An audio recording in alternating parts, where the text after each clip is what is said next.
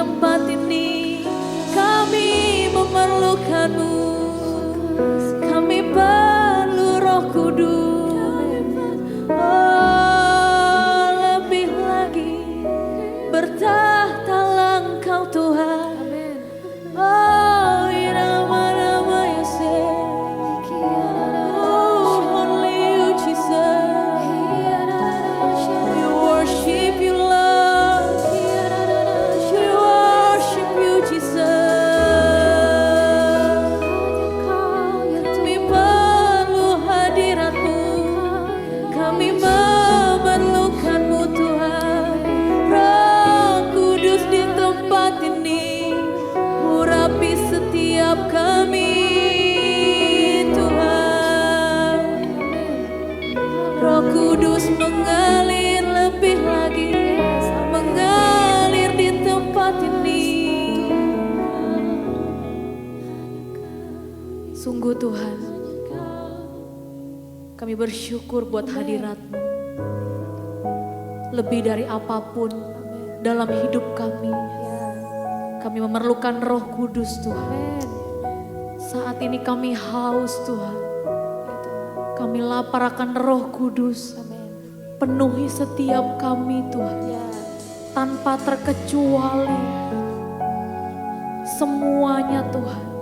Urapi setiap kami dengan lawatan Roh Kudus. Kami memerlukan Roh Kudus.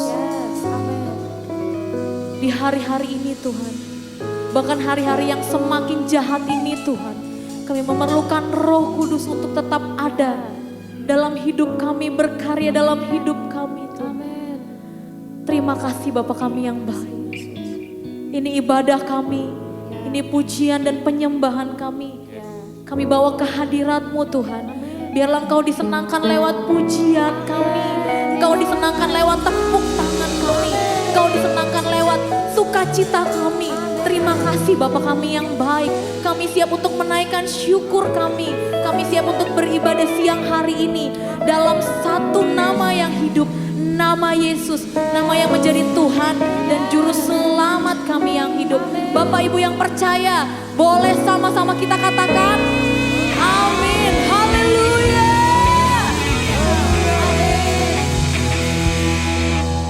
Shalom Bapak Ibu.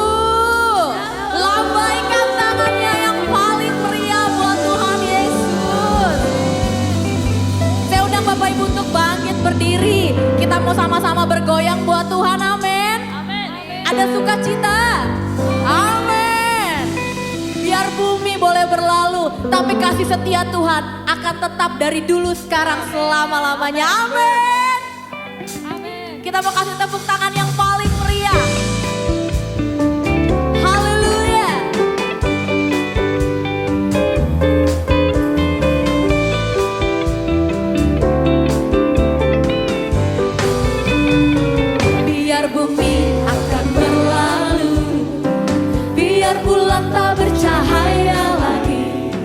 Biar langit akan bergoncang, matahari tak bersinar lagi.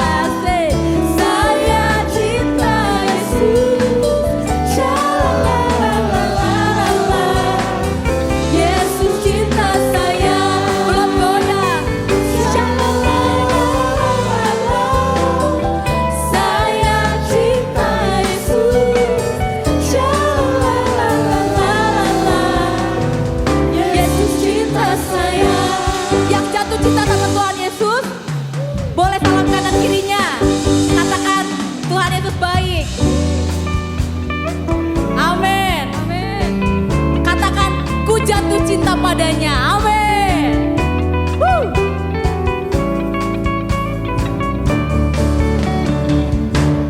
Ku jatuh cinta padanya, tambah dan dalamnya, tambah dan dalam. Mana goyangnya?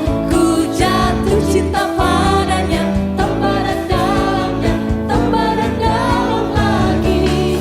Yesus indah dan indahlah, semakin indah. Oh, cintanya antara Allah dan aku.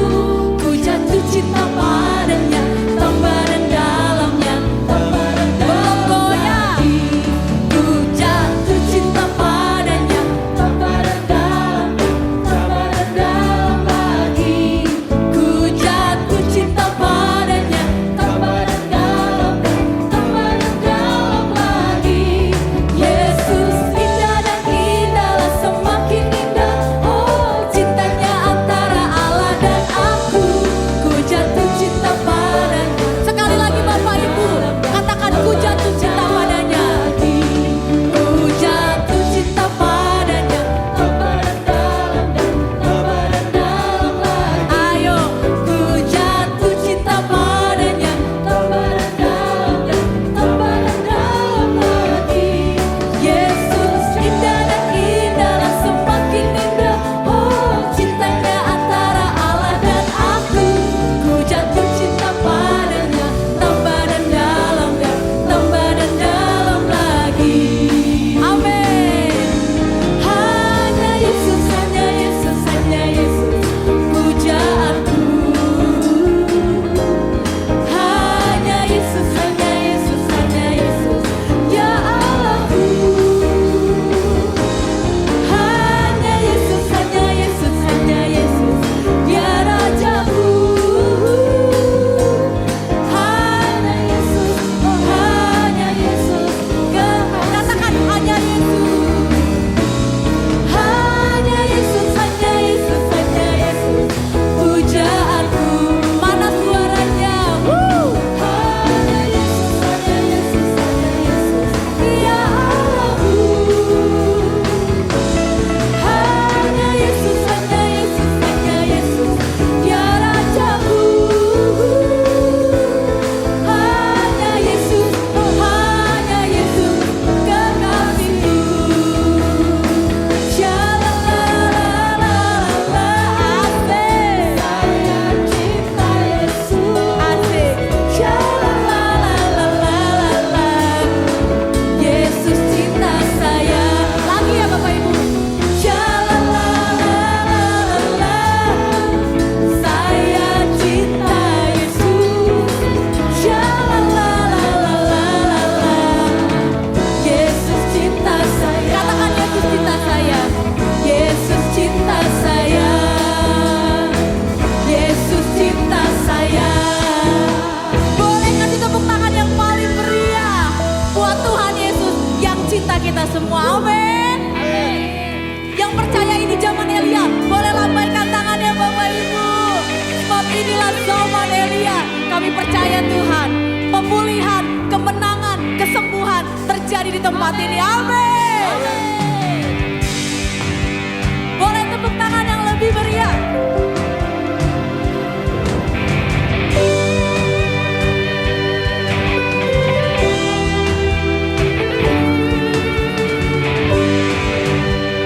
Sebab inilah zaman Elia Tuhan.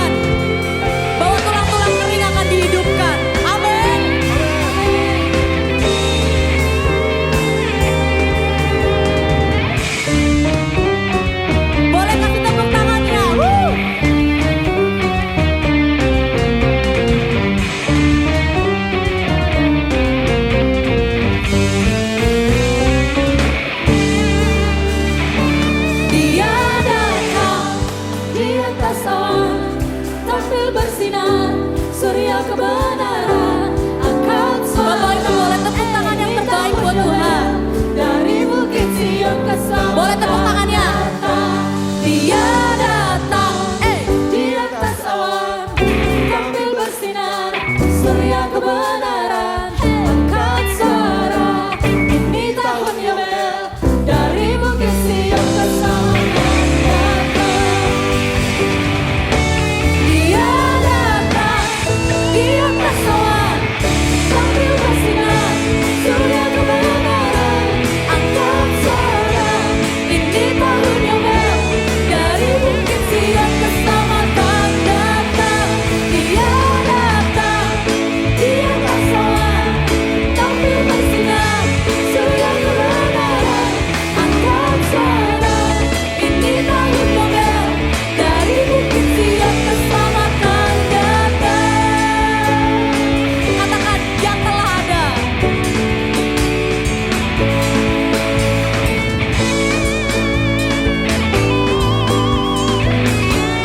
Sama-sama katakan lagu ini. Yang telah ada, yang ada, yang akan datang. Yang telah ada, yang ada, yang akan datang.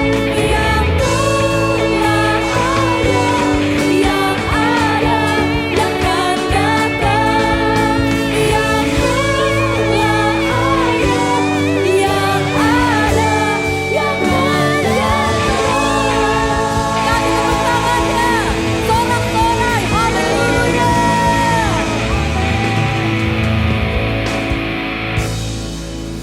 Dalam hadirat Tuhan, Bapak Ibu boleh duduk kembali. Kami bersyukur Tuhan, kami bersyukur. Berhembuslah Roh Kudus di tempat ini. Sungguh jiwa kami memerlukan Engkau lebih dari apapun Tuhan. Lihatlah kami yang haus dan lapar akan Roh Kudus. Sungguh kami lapar Tuhan. Di hari-hari ini Tuhan, kami memerlukan Roh Kudus berkarya dalam kehidupan kami Tuhan. Mengurapi setiap kami, memenuhi setiap kami Tuhan. Dalam hadirat-Mu Tuhan, berhembuslah. Amin Tuhan.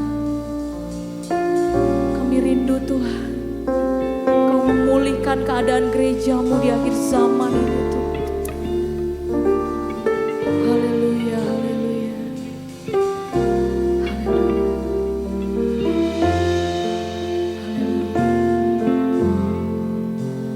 Berhembuslah Roh Kudus di tempat ini. Amin. Berhembuslah Roh Kudus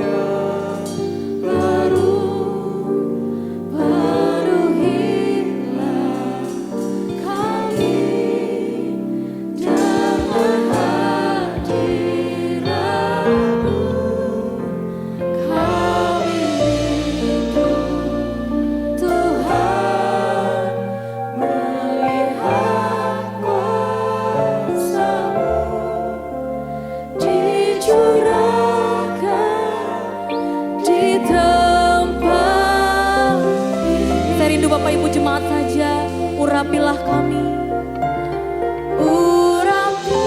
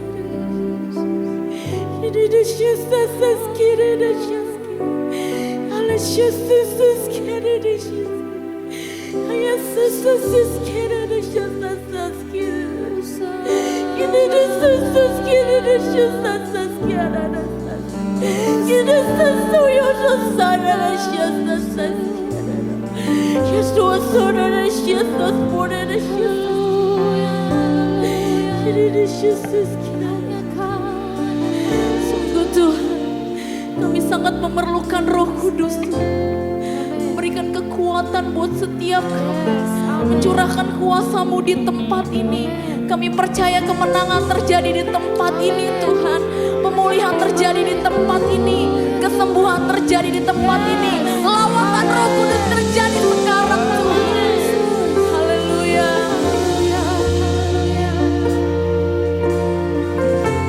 Haleluya Tuhan.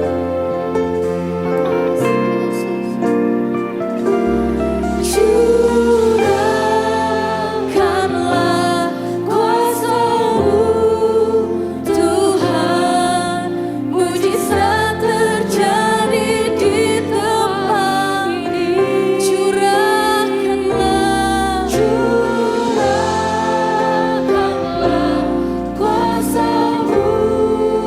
Tuhan, mujizat terjadi sekarang ini. Curahkanlah kuasa-Mu Tuhan, mujizat terjadi di tempat ini. Di tempat ini. Curahkanlah kuasa-Mu Tuhan, mujizat terjadi sekarang. Oh, curahkanlah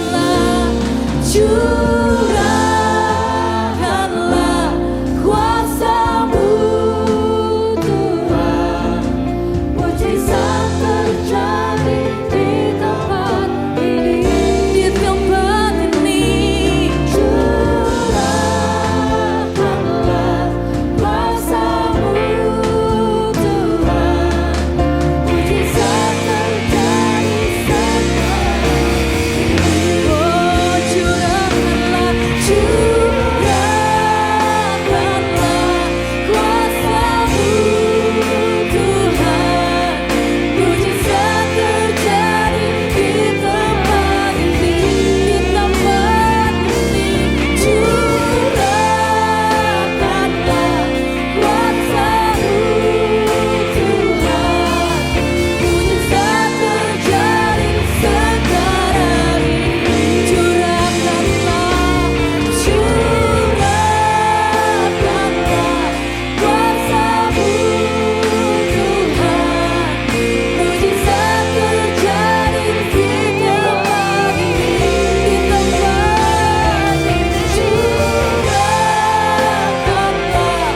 kuasa-Mu Tuhan, mujizat terjadi sekarang. Lebih lagi Tuhan. Haleluya. Curahkanlah kuasa-Mu Tuhan, mujizat terjadi kepada hamba-Nya di tempat ini. Curahkanlah kuasa-Mu Tuhan, mujizat terjadi sekarang ini.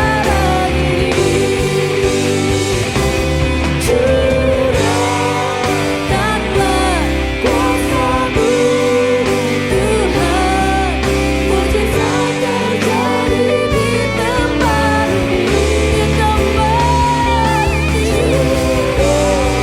Curahkanlah kuasa-Mu Tuhan, mujizat terjadi sekarang ini.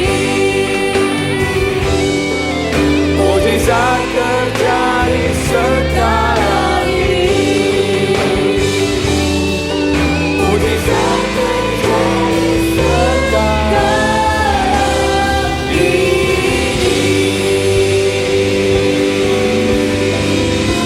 Terima kasih Tuhan Yesus.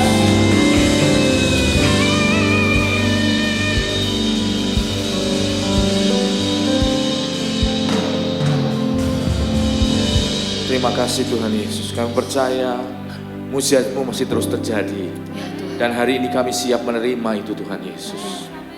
Kami pulang, kami akan berbeda. Kami diubahkan. Firman-Mu memperlengkapi hidup kami. Firman-Mu memerdekakan kami Tuhan Yesus. Terima kasih Tuhan buat gereja ini yang sudah menjadi berkat dalam kehidupan kami. Terima kasih kami boleh bertumbuh melalui gereja ini Tuhan Yesus. Kami mengucap syukur buat setiap orang yang sudah turut ambil serta pelayanan di gereja ini Tuhan Yesus. Biarlah kami semua Tuhan, kami dipulihkan untuk kami memulihkan orang lain Tuhan Yesus.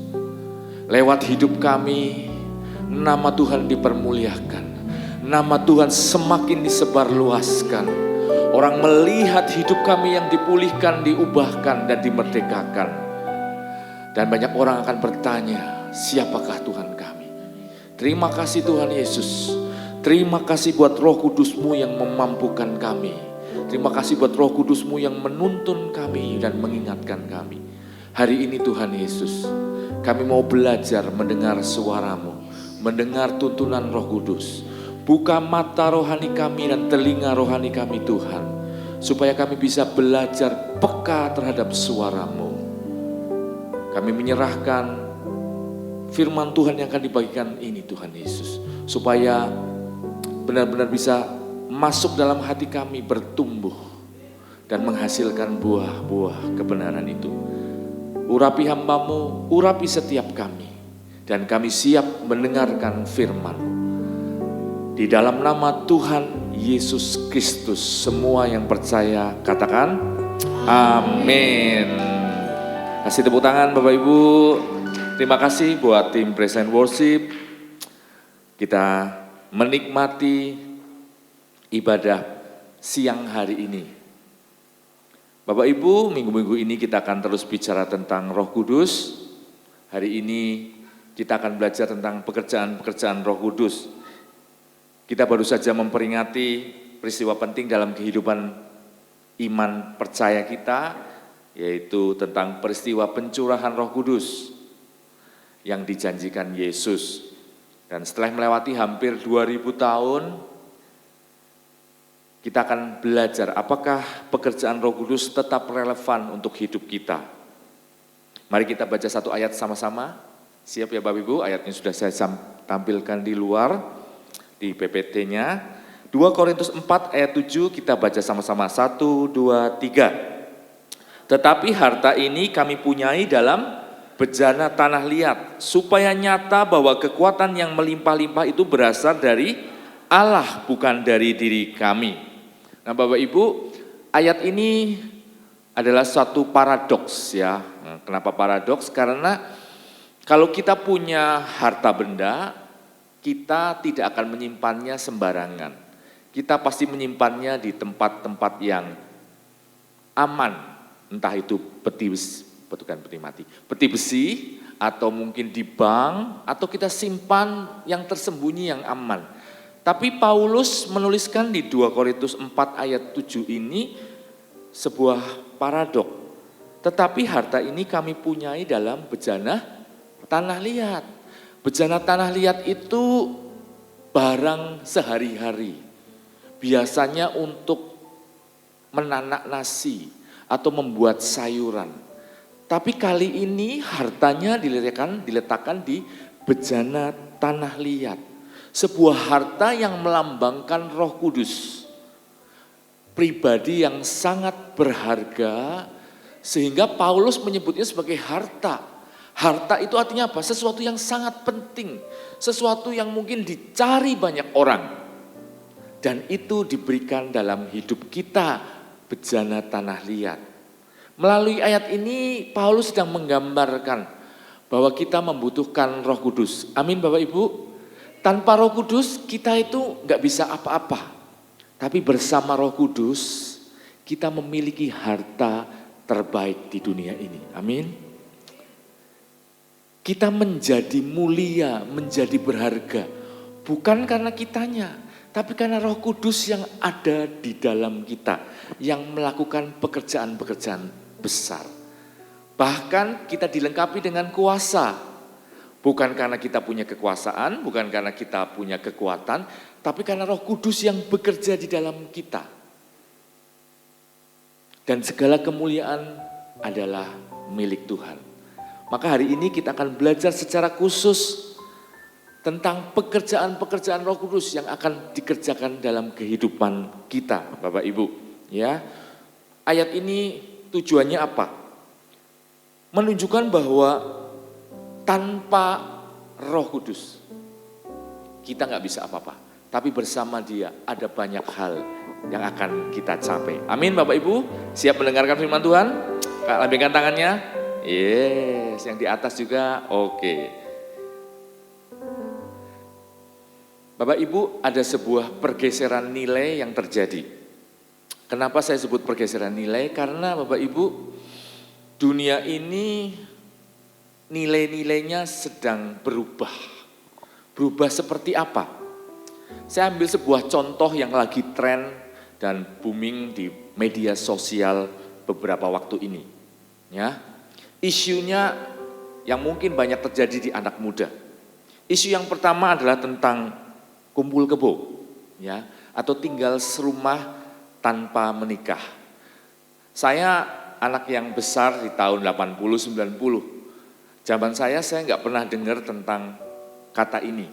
Saya hanya mendengarnya setelah saya kerja, yaitu di tahun 2000-an. Tapi saat saya remaja, saat saya SD, saya nggak pernah mendengar kata ini. Kata ini asing buat saya. Bahkan, ya, kumpul kebo itu dianggap satu hal yang sangat-sangat tabu. Tidak pernah dibicarakan, ditolak keras di masyarakat. Tapi di tahun-tahun ini, tahun 2020 sampai 2025, isu tentang kumpul kebo ini menjadi sesuatu yang sangat umum terjadi di kota besar. Mereka menyebutnya sebagai uji coba hubungan. Nah, sebelum mereka masuk ke jenjang yang lebih terikat, mereka uji coba dulu dengan tinggal bersama di satu apartemen atau satu rumah. Ini sudah lazim terjadi di kota-kota besar. Media sosial menyebutnya sebagai sebuah tren. Kita lihat berita-berita yang muncul. Bapak Ibu bisa lihat itu ada Detik Jogja, kalau kelihatan kurang gede ya. Detik Jogja, Detik Jatim, Detik Jateng. Semua menunjukkan tentang berita-berita yang sama. Terjadi fenomena kumpul kebo ini di kota-kota besar. Saya nggak tahu apakah Klaten termasuk kota besar. Apakah ada, yang pasti mungkin ada tapi nggak terlalu banyak. Tapi di kota besar ini nampak. Bahkan bukan hanya di kalangan anak muda. Seorang kades pun, ya mungkin usianya seusia saya, melakukan hal yang sama. Jadi ini jadi hal yang lumrah. Ada nilai yang bergeser. Dan bukan hanya itu Bapak Ibu, ya kalau kumpul kebo pasti akan terjadi ya seks sebelum menikah. Mereka akan melakukan itu. Dan bukan hanya itu, sampai akhirnya akan terjadi sebuah kehamilan di luar pernikahan. Dan kita bisa lihat nilai-nilai yang bergeser. Zaman dahulu, bukan zaman dulu, beberapa puluh tahun yang lalu, hal ini sangat memalukan. Masyarakat akan mengkritiki dengan keras. Tapi zaman sekarang semuanya ditolerir. Semuanya dianggap ya sudah, ini memang zamannya. Bagaimana kita sebagai orang tua dan gereja menyikapi hal ini? Karena ini isu yang terjadi di sekeliling kita. Dan kita kalau tinggal di Klaten, saya tahu beberapa orang tua di tempat ini, anaknya bulan Juli ini akan pindah ke kota besar. Entah ke Jogja, entah ke Solo, atau mungkin ada yang ke Surabaya, atau mungkin ada yang mengirim anaknya bahkan ke luar negeri. Bagaimana nih menghadapi hal-hal seperti ini? Di Klaten pergaulannya masih bisa kita jaga. Tapi bagaimana kalau mereka keluar kota? Mereka ngekos, mereka tinggal dengan orang-orang yang kita nggak bisa pilihin. Oh aku hanya bisa orangnya ini aja, nggak bisa. Satu kos ini masih terdiri dari banyak orang-orang dengan berbagai budaya, dengan berbagai latar belakang, agama dan sebagainya. Ya. Kita harus tahu kebenaran ini. Yang pertama, firman Tuhan itu tidak sama dengan nilai moral. Ya. Nilai moral bisa berubah, bisa bergeser. Tapi firman Tuhan tidak berubah. Memang benar ada beberapa firman Tuhan, ada beberapa nilai moral yang berasal dari firman Tuhan. Tapi tidak semua nilai moral itu aslinya dari firman Tuhan. Yang kita tahu firman Tuhan tidak berubah. Ya, firman Tuhan kebenaran itu mutlak. Dulu, sekarang, sampai selama-lamanya. Yang namanya dosa, dulu dosa, sekarang dosa, besok pun tetap dosa.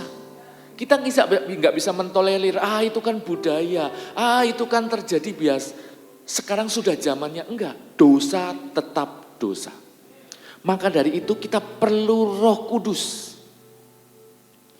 Roh Kudus dan pekerjaannya yang akan menolong kita dan anak-anak kita yang nanti mungkin tinggal di kota-kota besar. Yang akan menyadarkan hal-hal perbuatan yang itu adalah dosa. Bapak Ibu bersyukur kalau anak-anak kita ikut sekolah minggu. Saya lihat teman-teman tim dancer mereka ikut sekolah minggu, mereka ikut youth. Mereka sudah dengar firman Tuhan. Dan saya percaya Roh Kudus akan menolong mereka dimanapun mereka nanti berada. Mengingatkan mereka. Roh Kudus akan jadi alarm rohani buat kehidupan mereka. Anak saya alarmnya itu sampai 3. Ya, dia punya handphone di set. Kalau tadi dia mau pelayanan, dia sudah set. Ya, beda 15 menit. Ya, jadi saya sudah siap-siap, bunyi kring, itu alarm 1. Saya lihat, sudah siap, 15 menit lagi Pak. Ya. 15 lagi nanti bunyi tit, masih ada 10 menit lagi Pak. Ya, gitu ya. 3 kali alarmnya muncul. Sampai yang ketiga, ya dia bangun, lalu dia mandinya super kilat gitu ya, nggak tahu dicelup atau gimana mandinya, tapi kurang dari 5 menit sudah siap. Sudah Pak? Hah? Sudah siap? Wah, beruntung yang dapat anak saya ya. Nggak usah lama-lama mandinya. Tapi Roh Kudus itu jadi alarm yang akan mengingatkan kita, mengingatkan anak-anak kita yang mungkin suatu ketika nanti ada di kota besar. Tapi percayalah Bapak Ibu, kita tidak perlu khawatir. Roh Kudus masih terus bekerja dan Roh Kudus akan terus bekerja, mengingatkan, menjadi alarm. Nah, firman Tuhan hari ini akan fokus kepada ayat ini Bapak Ibu. Yohanes 16 ayat 8. Dan kalau ia datang, ia akan apa? Menginsyafkan dunia akan dosa, kebenaran dan penghakiman. Ini bicara tentang karya Roh Kudus. Hari ini secara khusus kita akan bicara bagaimana Roh Kudus akan menginsyafkan kita tentang dosa. Kenapa ini penting?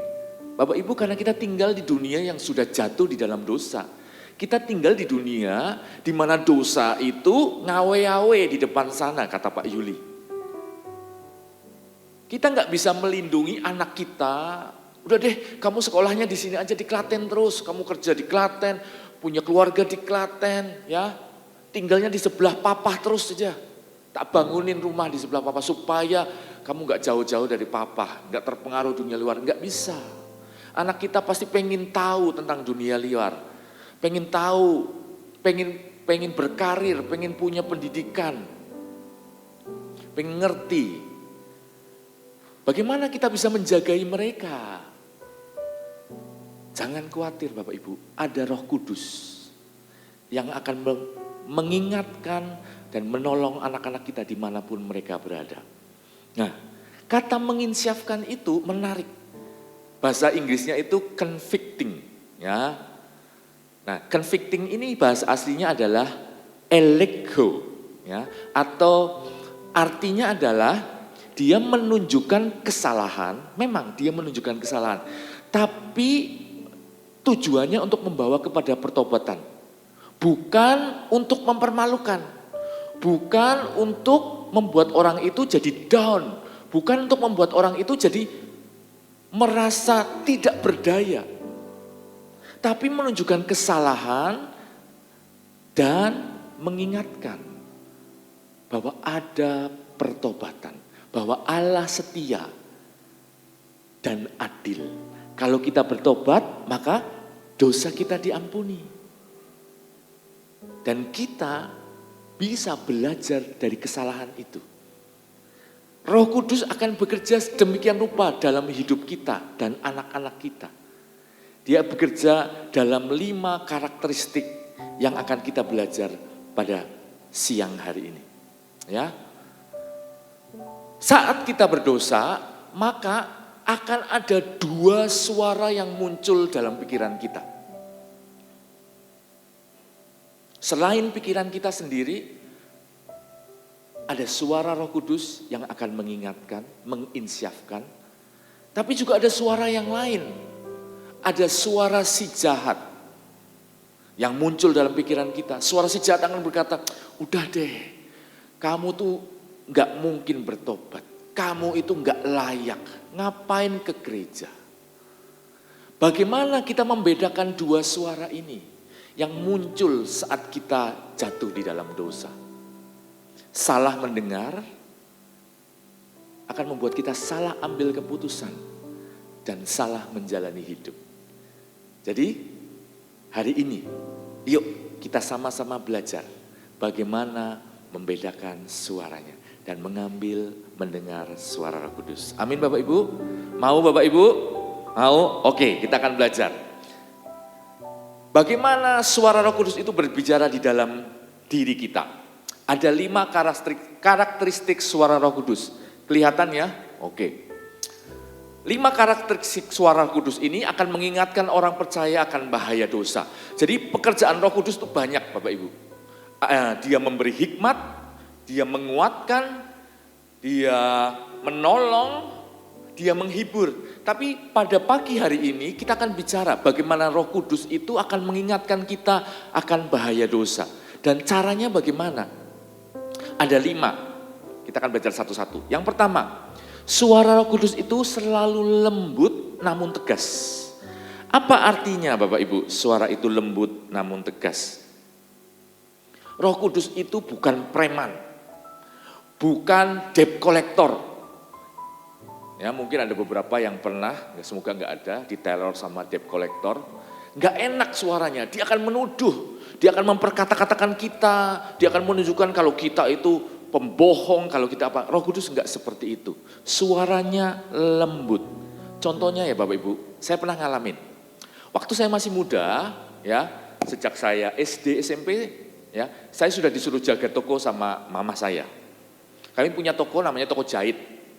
Dia jual kancing, benang dan sebagainya. Ya, dan sepulang sekolah, setelah saya makan, kemudian saya mesti suruh jaga toko supaya papa mama saya bisa istirahat, bisa makan. Saya jaga toko. Nah, jaga toko itu semua all in, ya, terima barang, kemudian mencarikan barang, nulis harganya, saya tahu semua harganya itu. Lalu kemudian mengembalikan. Nah, zaman itu uang paling besar itu 50.000. Gambarnya Pak Soeharto. Warnanya biru, saya ingat sekali. Kenapa? Karena setiap kali saya membuka kotak kasir, saya akan melihat uang itu tumpukannya banyak.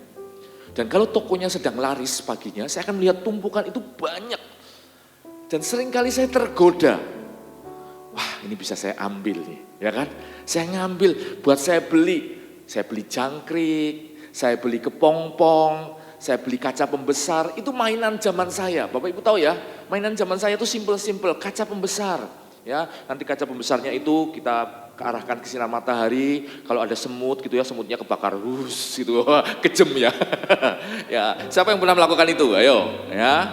Atau kita bakar kertas gitu ya, kertasnya kebakar. Simple, harganya murah, Rp25. Ya, kepompong itu Rp25 dapat 5, kalau yang gede Rp25. Ya, lalu kita kasih di sini, gitu. Siapa yang seperti itu? Pernah? Berarti seumuran dengan saya, ya. Tergoda untuk ambil uang itu. Dan seringkali saya gagal menahan itu. Akhirnya saya ambil uang itu, saya simpen gitu ya.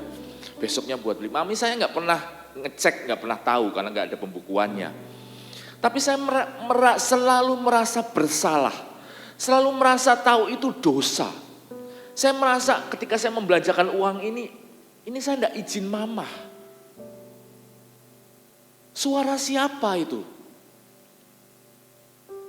Saya seringkali merasa beradu dalam pikiran saya.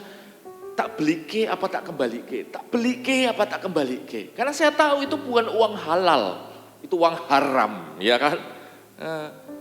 Waktu saya beli itu, saya merasa, aduh, saya nggak izin mamah saya. Suara siapa itu? Seringkali saya gagal, saya belanjakan uang itu. Tapi beberapa kali saya sadar ini nggak baik. Saya kembalikan, maaf ya tadi Ivan ambil uang itu. Lalu dijewer saya. Bilang, mama kasih. Tapi kan kasihnya sedikit. Iya, kamu perlunya sedikit. Nah, mesti bilang gitu, ya. Tapi suara itu bergerak dalam hati saya, muncul ke pikiran saya. Suara yang berkata, apa yang kamu lakukan itu salah. Suara siapa Bapak Ibu? Roh Kudus. Roh Kudus mengingatkan saya. Roh Kudus terus bekerja dalam hati saya. Ketika saya membelanjakan itu enggak ada perasaan bangga, enggak ada perasaan, oh ya akhirnya bisa belanja. Enggak, malah rasanya seperti menipu. Seperti mengkhianati kepercayaan mama saya. Suara Roh Kudus akan terus berbicara dalam hati kita. Dia akan mengingatkan, menunjukkan kesalahan kita. Suaranya enggak keras, enggak berkata kamu pencuri, enggak. Dia akan menunjukkan firman Tuhan yang kita baca. Saya pernah suatu ketika melayani satu anak muda. Saya berkata, kamu sudah percaya Tuhan Yesus. Maka Roh Kudus akan berbicara dalam dirimu. Bicara apa? Roh Kudus akan berbicara firman Tuhan yang kamu baca. Firman Tuhan yang kamu dengar. Lalu dia ngomong, Kak, saya gak pernah baca firman. Saya gak pernah baca firman Tuhan. Hah? Kamu gak pernah baca firman Tuhan? Kamu sudah berapa lama jadi? Saya sudah dari lahir dari orang Kristen. Tapi gak pernah baca Alkitab. Ya, saya bingung. Roh Kudus pun bingung. Kenapa? Ketika dia mungkin melakukan kesalahan, Roh Kudus mau mengingatkan firman yang dia pernah dengar, dia pernah dibaca. Tapi Roh Kudus juga bingung, duh firman mana ya anak ini gak pernah baca firman Tuhan ya. Makanya sangat penting kita bicara firman, mendengarkan firman Tuhan, membaca firman Tuhan. Kenapa? Karena Roh Kudus akan mengingatkan itu ketika kita membutuhkannya. Amin Bapak Ibu. Itu karakteristik yang pertama Bapak Ibu. Lembut namun tegas. Yang berikutnya, Roh Kudus akan membuka mata kita untuk melihat bahwa kita telah melukai hati Allah. Dia akan membawa kesadaran akan kebenaran. Apa artinya membawa kesadaran akan kebenaran? Bapak Ibu, dosa itu kelihatannya manis di awal. Tapi sebenarnya dosa itu seperti, kalau sekarang ngetren namanya jebakan Batman. Ya. Dosa itu akan membuat kita akan tergantung dan jatuh terus ke dalam lubang itu. Dosa itu akan merugikan hidup kita. Dosa membuat perjalanan kita lebih lama, membuat waktu kita hilang lebih banyak. Itu natur dosa. Dosa mungkin sepertinya jalan singkat. Tapi sebetulnya di balik jalan singkat itu ada jalan yang muter-muter dan membuat kita nggak sampai ke tujuan kita sebenarnya. Itu natur dosa Bapak Ibu. Dan Roh Kudus mengingatkan bagaimana dosa itu akan membuat kita terikat dan terjebak. Saya punya sebuah video Bapak Ibu, ya bisa dibantu. Nah, ini video tentang orang yang membuat meme, orang yang main judi slot. Ya, di play aja. Ya, dia datang pertama bawa motor yang keren. Satu hari berikutnya motornya berubah. Ya. Berikutnya motornya dituntun.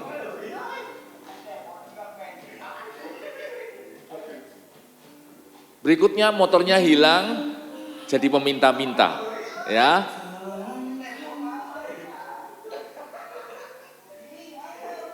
Ya, ini meme tentang judi slot.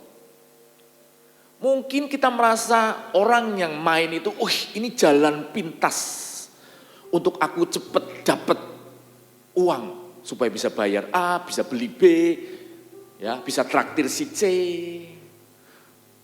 Cara cepat, tapi semua yang sifatnya sangat cepat itu sebelumnya dibaliknya akan punya jalan yang muter-muter dan tidak akan membawa kita kepada tujuan. Seperti anak muda ini. Motornya pertama keren, dijual, ganti motor yang lebih murah supaya dapat modal untuk main judi slot.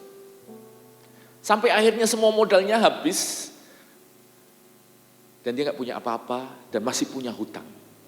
Dosa itu naturnya sama Bapak Ibu. Mungkin rasanya itu solusi tercepat, tapi sebetulnya di balik itu ada banyak bahaya yang membuat kita tergantung dan nggak bisa lepas dari dosa itu. Dan Roh Kudus itu akan membawa kesadaran akan kebenaran itu. Roh Kudus akan menolong kita untuk memilih yang benar.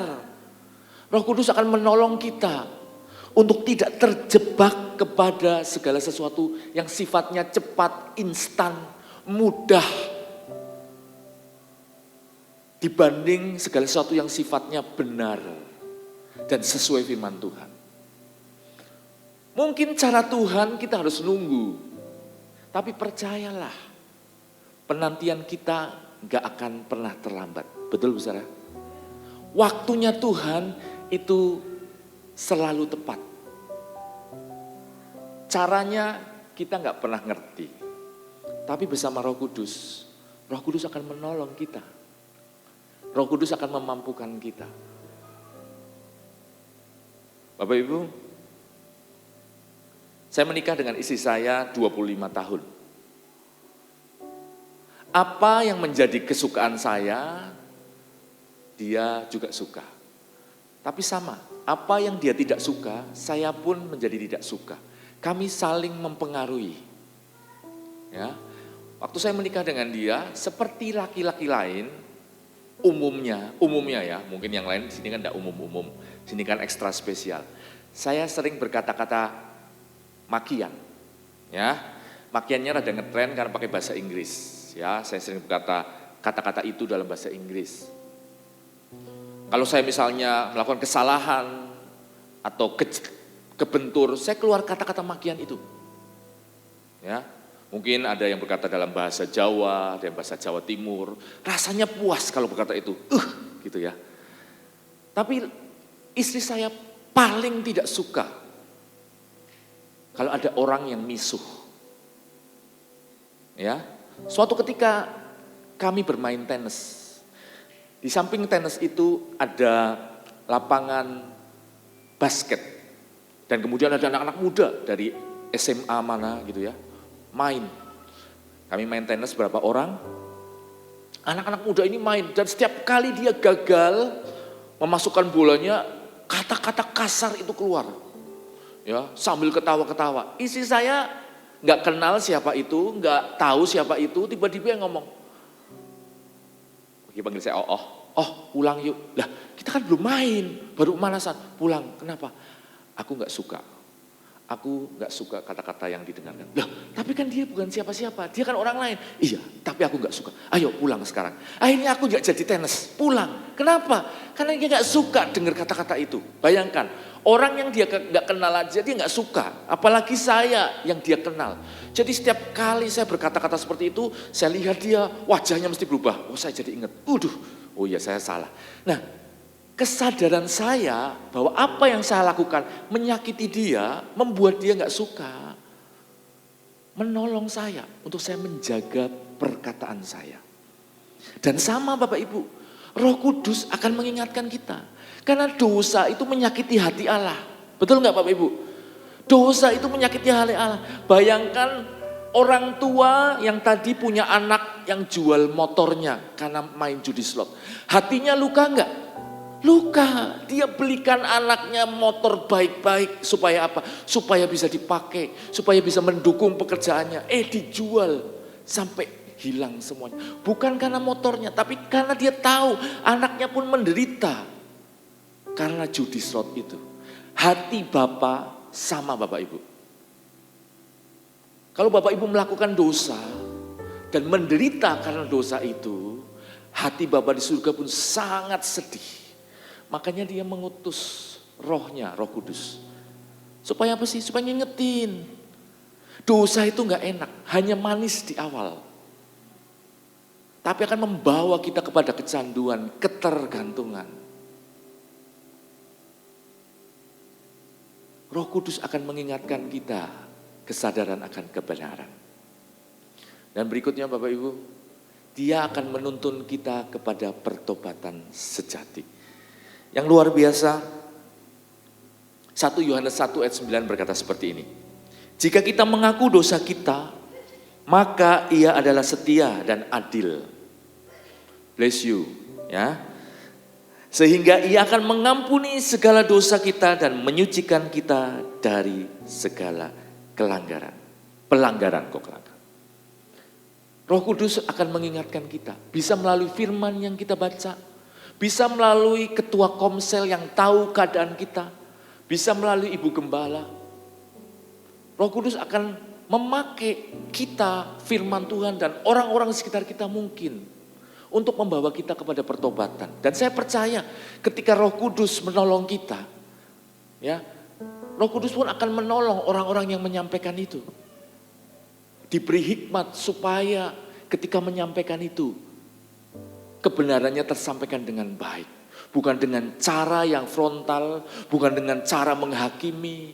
Saya percaya Bu Sarah diberi hikmat ketika berbicara dengan Bapak Ibu. Ketika kita datang, kemudian kita mengutarakan hal-hal yang sudah kita lakukan. Bu Sarah akan membawa kita berdoa bersama. Roh Kudus yang bekerja dalam hidup Bu Sarah, dalam hidup saya, Sani, para pendeta di tempat ini, ketua komsel, pasti memperlengkapi kita dengan hikmat untuk menyampaikan kebenaran ini. Tujuannya supaya apa sih? Supaya kita yang berdosa, kita bisa memperoleh pertobatan sejati. Amin Bapak Ibu. Kita diingatkan ada pengharapan di dalam Dia. Sekalipun kita sudah berdosa, Tuhan ingatkan, yuk balik. Kenapa Bapak Ibu? Karena kita semua ini ada di dalam, namanya, saya pernah belajar sebuah pengajaran yang disampaikan oleh pendeta namanya Bill Gothard. Kita itu ada di dalam payung otoritas. Nah Bapak Ibu, apa fungsinya payung Bapak Ibu? Fungsinya payung, kalau musim hujan enggak kehujanan. Kalau musim panas, enggak kepanasan, betul. Tapi payung ini bisa lubang. Payung ini bisa berlubang dan karena berlubang maka kita bisa kehujanan, kita bisa kepanasan. Nah dosa itu membuat lubang di dalam payung otoritas kita. Dan hanya pertobatan yang bisa menutup lubang itu sehingga iblis gak bisa memanahkan panah-panah tuduhan itu dalam hidup kita. Ketika kita bertobat, ya, Tuhan itu setia dan adil. Tuhan akan mengembalikan payung otoritas itu sehingga kita aman di dalamnya. Sekalipun kita jatuh, Dia akan mengangkat kita. Dia tidak akan mempermalukan kita. Itu bukan kerja Roh Kudus. Roh Kudus akan mengingatkan kita dan menolong kita, membawa kita untuk kembali ke jalan yang benar. Makanya Roh Kudus selalu mengingatkan kita. Dalam setiap pesannya Dia akan menyertakan bahwa ada pengharapan di dalam Dia. Sekalipun mungkin masa lalu kita lama, sekalipun kita mungkin merasa kita nggak layak lagi. Beberapa kali saya melayani anak muda yang dia sudah terlibat dalam pergaulan yang tidak baik, narkoba dan sebagainya. Saya bertanya, ayo ke gereja. Tahu nggak jawabannya apa? Wah, gereja itu hanya untuk orang-orang suci. Saya nggak cukup layak. Nanti kalau saya masuk gereja, saya terbakar. Dia bilang gitu. Saya kepanasan. Dia merasa dia harus suci dulu untuk bisa masuk ke gereja. Dan semua itu adalah tipu daya iblis. Iblis membuat orang itu merasa nggak layak ke gereja. Padahal ketika kita jatuh dalam dosa, kita harus mencari Dia. Karena di dalam Dialah kita ketemukan kasih dan pengharapan yang memulihkan. Amin. Amin. Dan yang terakhir, Roh Kudus akan membangun bukan menghancurkan. Kalau kita pernah berdosa dan kita bertobat, maka kehidupan kita dibangun. Kita pernah merasakan tidak enaknya hidup dalam dosa. Kita bisa berkata kepada orang lain, gak enak itu. Aku udah pernah mencobanya, kamu gak perlu nyoba-nyobain itu. Dan hidup kita dibangun. Kita menjadi orang yang bisa menjadi saluran berkat. Untuk menunjukkan hal-hal yang benar kepada orang-orang lain. Hidup kita menjadi sarana untuk kita bisa memberitakan kebenaran firman Tuhan. Roh Kudus memulihkan kita sehingga kita nggak hidup di masa lalu, tapi bisa hidup di masa depan. Masa depan yang Allah rencanakan dalam kehidupan kita. Amin. Nah, kalau Roh Kudus punya 5 karakteristik, maka suara si jahat juga punya 5 karakteristik. Secara cepat aja ya, ada 5. Apa saja? Sama. Si jahat akan berusaha menghancurkan identitas kita. Dia berkata, kamu tuh gak layak, kamu tuh gak berharga. Kamu itu gak bisa pulih, percaya wis. Kowe ngopo ke gereja? Kowe ke gereja bertahun-tahun juga gak berubah. Bapak Ibu, kalau kita dengar orang berkata seperti itu, berarti orang itu sedang mendengarkan suara si jahat. Suara si jahat akan selalu mengajak kita menjauh dari kebenaran firman Tuhan. Menjauh dari ibadah yang sejati. Suaranya selalu menuduh. Suaranya berkata, kamu tidak layak, kamu tidak mampu. Suaranya adalah suara penghakiman. Jadi kesimpulannya Bapak Ibu, saya simpulkan, semoga bisa dibaca ya. Semoga bisa dibaca. Yang pertama, Roh Kudus itu nadanya lembut. Dia menginsyafkan. Suara si jahat itu menyalahkan. Ya. Fokusnya adalah Roh Kudus akan menunjukkan dosa kita. Benar. Kita akan diingatkan kepada dosa kita.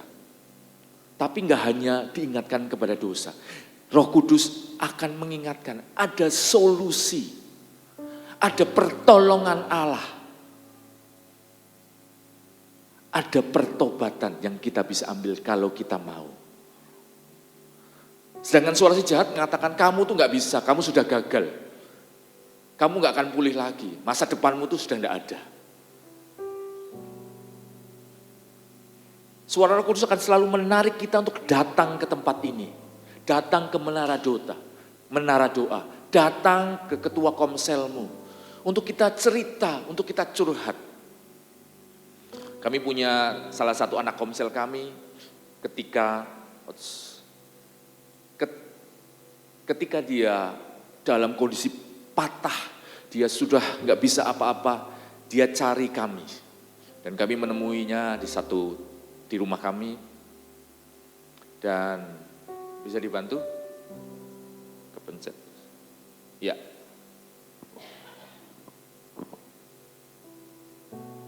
Sebelumnya, saya nggak mencet apa-apa ini. Ya, dan dia mencari kami. Dan untung dia mencari kami. Kenapa? Karena ketika dia menemukan kebenaran itu, hidupnya pelan-pelan dipulihkan. Coba dia mencari orang lain yang nggak kenal Tuhan.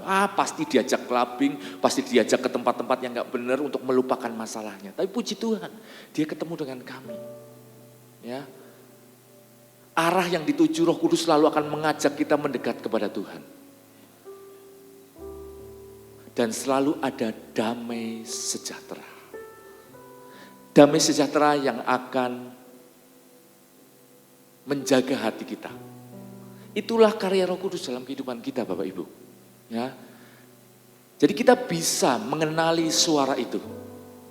Kita bisa tahu suara siapa yang sedang kita dengar. Kalau suara itu akan membawa kita mencari Tuhan lebih.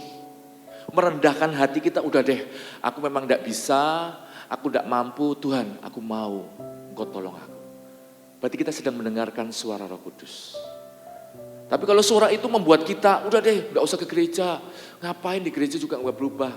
Berarti kita sedang mendengar suara yang lain, Bapak Ibu. Bagikan ini ke anak-anak kita, share ini ke anak-anak kita yang nanti mungkin akan keluar kota, ke tempat lain. atau share ini ke teman-teman yang mungkin sedang dalam kondisi yang tidak baik. Supaya mereka dalam kondisi seperti itu mereka tetap belajar mendengar suara Roh Kudus. Karena Roh Kudus itu selalu berbicara dalam hidup kita Bapak Ibu. Dia rindu untuk bekerja sama.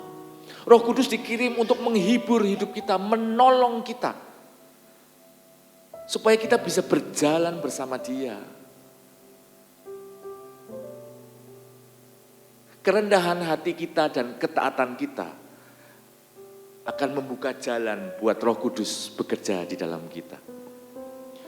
Roh Kudus hanya bekerja, bukan hanya, Roh Kudus akan bekerja kalau kita mau taat, Bapak Ibu. Ketaatan itu menolong Roh Kudus untuk terus semakin kuat bekerja di dalam kita.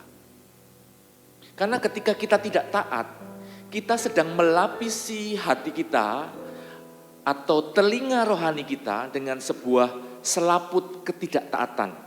Kenapa saya mengatakan selaput? Bapak Ibu tahu petinju? Kalau Bapak Ibu lihat orang yang petinju ya atau petarung MMA gitu ya. Bapak Ibu kan lihat tangannya itu pasti bagian ini namanya apa? Ya, bagian ini ya, tulang ini itu pasti lebih besar dibanding rata-rata orang. Ada selaput yang melapisi ini. Yang membuat dia ketika memukul tidak terasa sakit seperti kita memukul. Kalau kita pukul ini terasa sakit. Tapi kalau dia yang memukul gak sakit. Kenapa? Karena dia kalis, kebal. Karena dia sering memukul.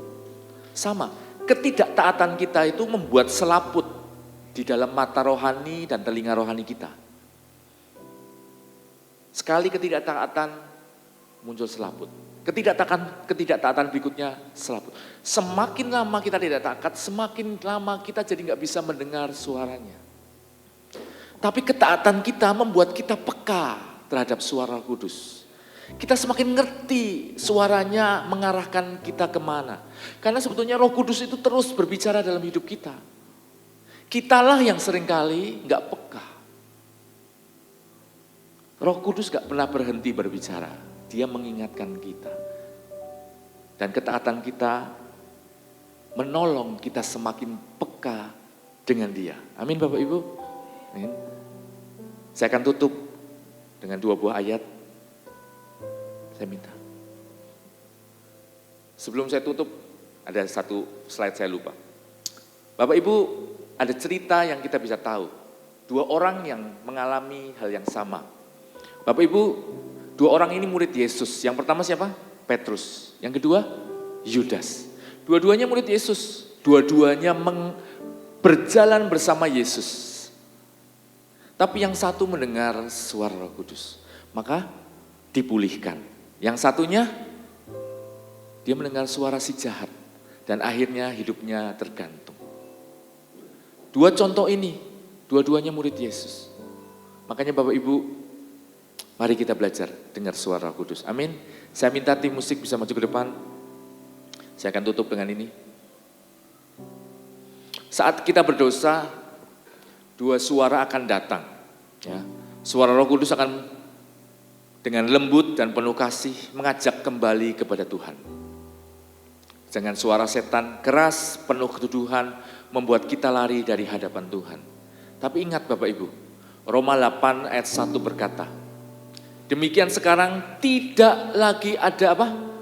Penghukuman bagi mereka yang ada di dalam Kristus Yesus. Karena kasih-Nya akan memulihkan kita. Seberapapun dosa kita, Firman Tuhan katakan, sekalipun dosa kita merah seperti kermisi. Ketika kita mau bertobat dan datang kepada Dia, Tuhan akan memulihkan menjadi putih seperti salju. Roma 2 ayat 4 berkata, tidakkah engkau tahu bahwa maksud kemurahan Allah ialah menuntun engkau kepada pertobatan. Setiap kita enggak pernah luput dari dosa. Tapi percayalah, kalau kita mau ada pertobatan yang Tuhan sediakan. Dan kita bisa dipulihkan seperti baru, seperti salju. Amin Bapak Ibu. Saya minta Ibu Sarah menutup firman Tuhan pada siang hari ini.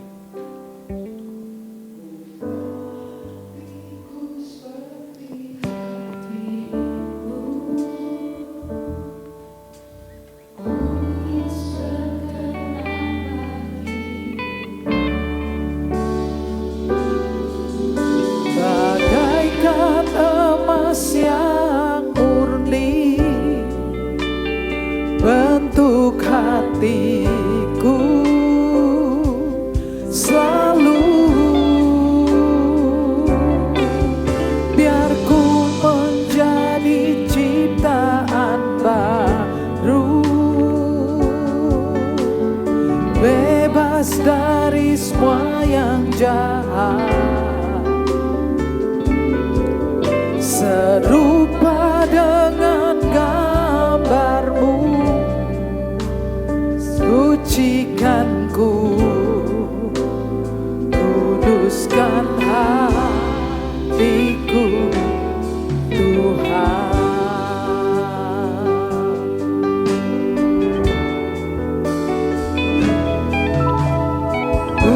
Pulihkan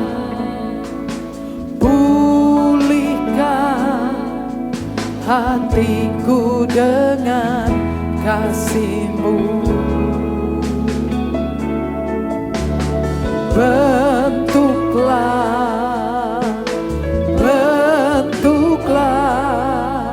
hatiku jadi seperti-Mu. Kudusan-Mu memenuhiku. Mari berdiri bersama-sama. Tuhan, ini rinduku. Ubah hatiku seperti hati-Mu. Kudus berkenan bagi-Mu. Bagaikan emas yang murni, bentuk hatiku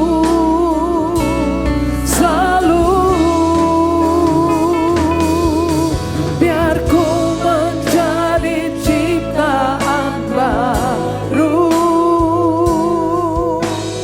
bebas dari semua yang jahat,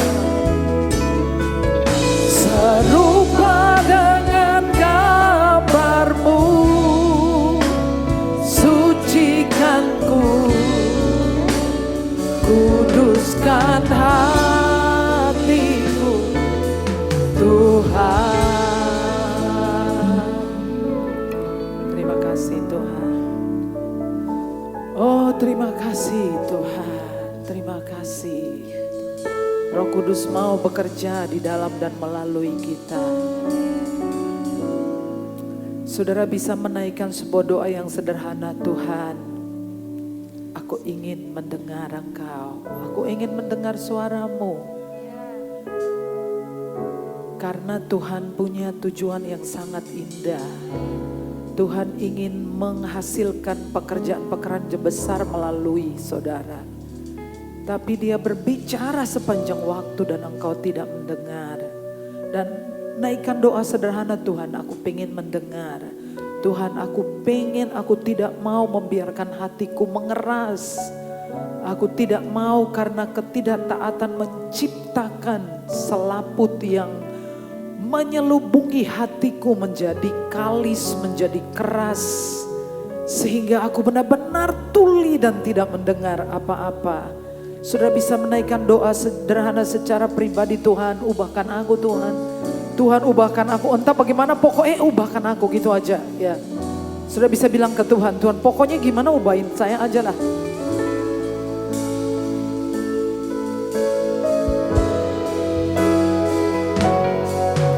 Ubah hatiku seperti hati-Mu. Kudus berkenan bagi-Mu.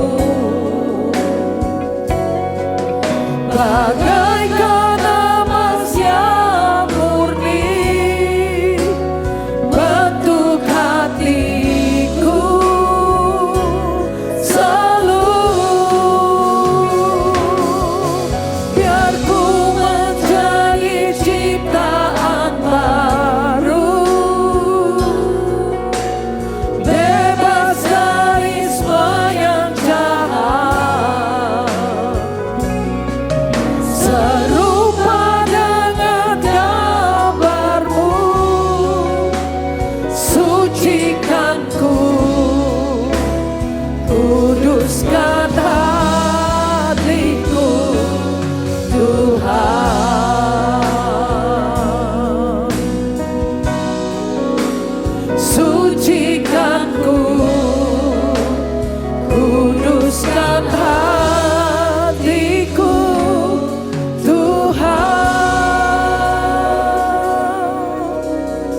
berdoa, saudara bisa menaikkan doa saudara secara pribadi.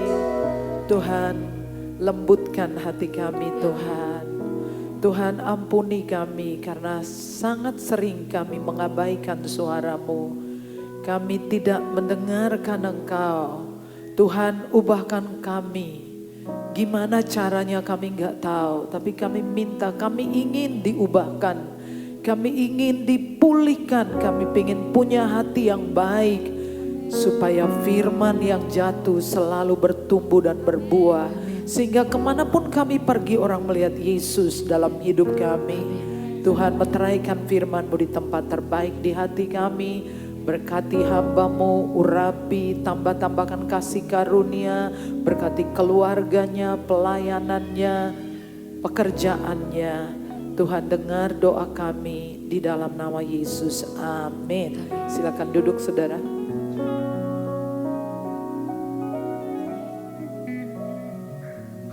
Puji Tuhan. Yang diberkati Tuhan boleh lambaikan tangannya Bapak Ibu.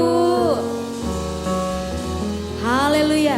Terima kasih untuk hambanya Bapak Ivan yang sudah menyampaikan firman Tuhan. Yang begitu menguatkan setiap jemaat di tempat ini. Amin. Amin. Amin. Bapak Ibu, adakah Bapak Ibu yang baru pertama kali hadir di tempat ini? Boleh bangkit berdiri. Yang baru pertama kali hadir, ada puji Tuhan. Sekelilingnya boleh salam ibunya. Selamat datang Ibu. Selamat beribadah di tempat ini. Tuhan Yesus memberkati. Mari kita bersatu dalam doa. Kami mengucap syukur Tuhan buat firman Tuhan yang disampaikan pada siang hari ini. Begitu menguatkan setiap kami.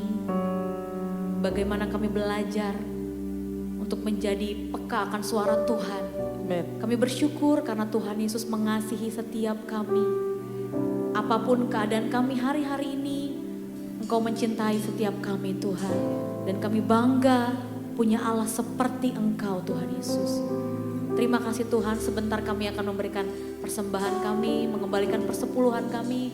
Kami percaya itu akan menjadi perpanjangan tangan-Mu bagi gereja ini, bagi kota Klaten, bahkan bagi bangsa kami, bangsa Indonesia. Terima kasih Tuhan Yesus, kami yang baik. Kami memberi dengan penuh sukacita dalam satu nama yang hidup, nama Yesus. Amin.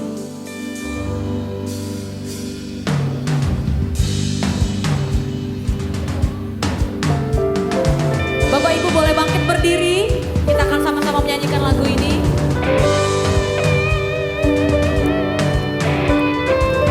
Sebab kami percaya Tuhan, inilah zaman Elia. Amin.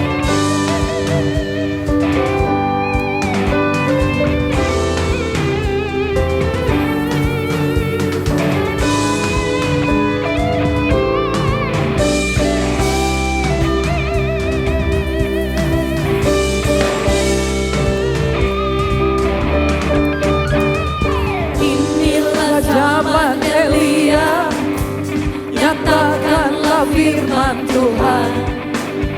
Dan inilah zaman hamba-Mu, Musa, kebenaran dipulihkan. Dan meskipun zaman ujian, cobaan, padang gelap dan kelaparan, di antara kita akan tetap berseri. Siapkan jalan bagi Tuhan. Dia datang di atas awan, tampil bersinar. Surya kebenaran angkat suara. Ini tahun Yobel, dari Bukit Sion keselamatan datang. Halo, saudara tahu tahun Yobel? Tahun Yobel itu tahun pembebasan hutang. Jadi saudara nyanyi seperti orang yang gak ada hutangnya. Ya, amin ya, amin. Ya jangan nyanyi seperti orang susah banget ya, nyanyi ya. Oke ya, amin ya, oke. Ya siapa yang mau hidup bebas hutang saja gitu. Saya siap. Ya.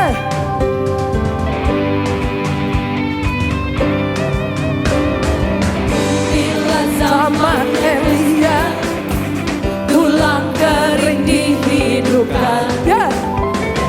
Inilah zaman hamba-Mu, Daud bait pujian dipulihkan. Dan inilah zaman tua yang besar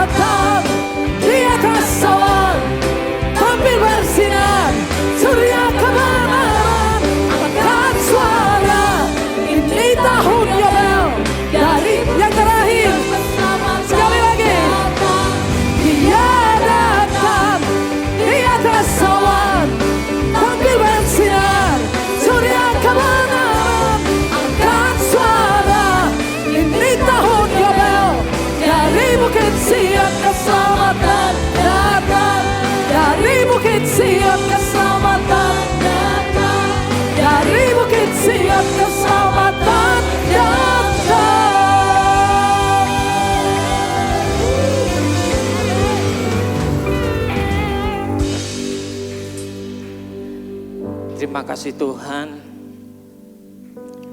Bapa yang lembut, Bapa Roh Kudus, Bapa yang sangat baik hati. Dengan suaramu yang lembut kami mendengar ya Tuhan. Amin. Engkau selalu bersuara kepada kami. Amin.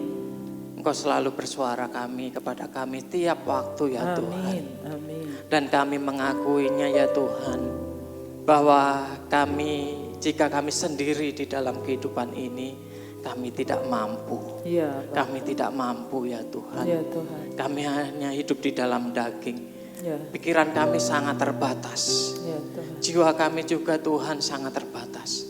Tanpa Roh Kudus kami tidak dapat berbuat apa-apa.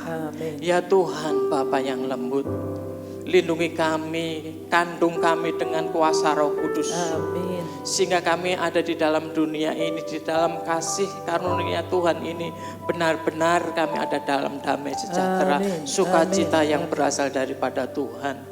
Memang kami sekarang ini mengerti ada baiknya Tuhan Yesus pulang ke surga, duduk di sebelah kanan Allah Bapa, Ya, Tuhan. dan Roh Kudus datang di dalam dunia ini, ada di dalam hati kami, Amin. bersama-sama dengan kami, Amin. untuk melakukan pekerjaan-pekerjaan Tuhan yang Amin. besar ya Tuhan. Amin. Amin. Engkau akan memakai kami, Engkau akan menyalurkan Roh Kudus dengan melalui tangan kami kepada orang-orang Amin. yang Amin. memerlukan Tuhan. Amin. Ya Bapa di surga, terima kasih.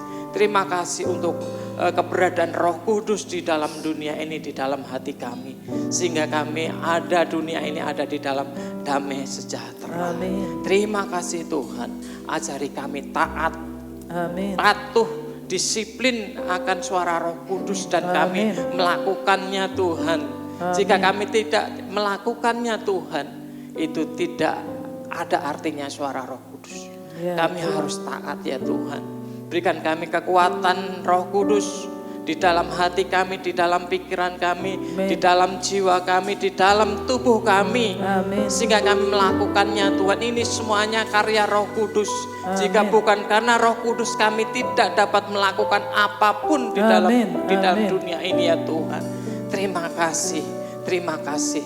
Demikian juga kami harus terhubung dengan Roh Kudus. Amin. Setiap saat, setiap Amin. waktu, memuji Tuhan, menyembah Tuhan, Ya, memberikan waktu berdoa, berpuasa, berhubung dengan Roh Kudus senantiasa. Amin. Sehingga kami mengerti akan jalan-jalannya, Amin. akan karya Tuhan, dan kami Tuhan akan memakai kami dengan kuasa Roh Kudus untuk menyampaikan kebenaran Injil kepada orang-orang yang belum mengenal Injil.